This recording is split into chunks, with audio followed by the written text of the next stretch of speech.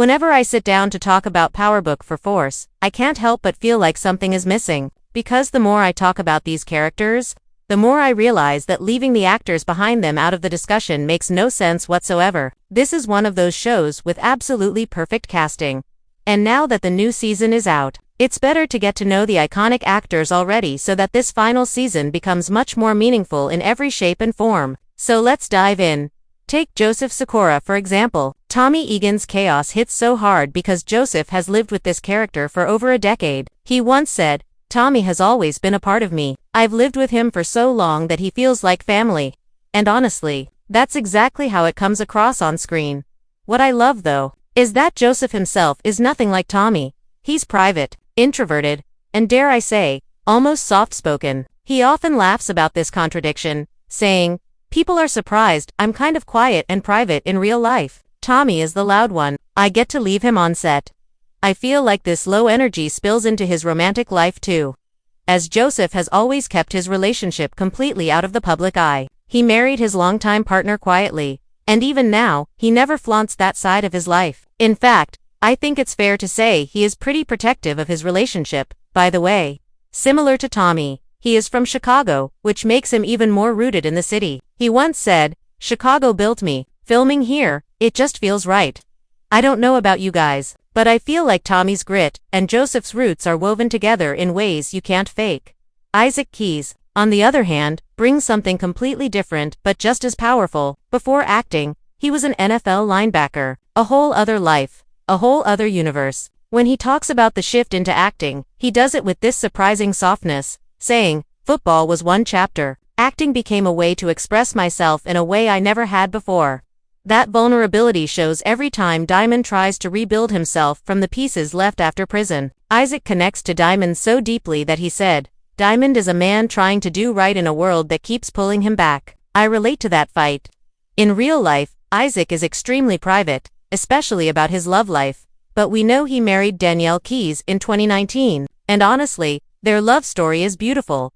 Chris D. Lofton, who plays Jenard, has this natural fire in him that makes Jenard's spiraling feel real, not performative. He once admitted, "Jenard is flawed, angry, emotional, and that's exactly why I wanted him. Imperfect people are the most real."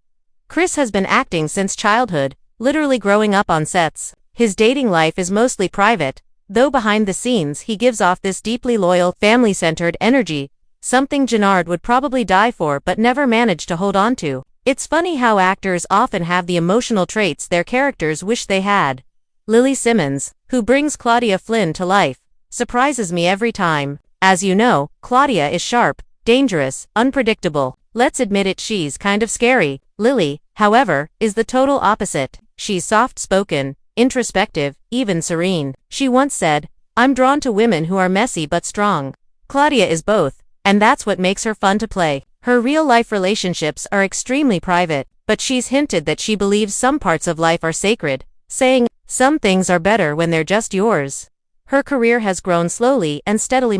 HBO's Banshee, Ray Donovan, smaller indie sand that patience shows. She radiates calmness, which I adore. Anthony Fleming, who plays JP, comes from theater, and you can feel that in every emotional scene he does. He once said, "The stage taught me honesty. You can't hide on stage." Maybe that's why every time JP talks about family, it feels like he's speaking from somewhere deep inside himself. Anthony plays him with such tenderness because he understands him, saying, "I wanted JP to feel like someone who loves deeply, even when it hurts." He has been married to Catherine Fleming since the early 2000s. Yes, you heard that right, they've been together for over 20 years, which is amazing. Then there's Lucien Cambrick, who plays D-Mac, everyone's favorite angsty teenager. He brings this young, raw, aching energy, the kind that only comes from an actor who's still becoming himself. He once said, "I'm still learning every day. Being around this cast pushes me to grow fast." His career is just beginning, but the spark is already there. And since he's young and rising, his love life is practically invisible. He's clearly choosing to focus on building instead of broadcasting.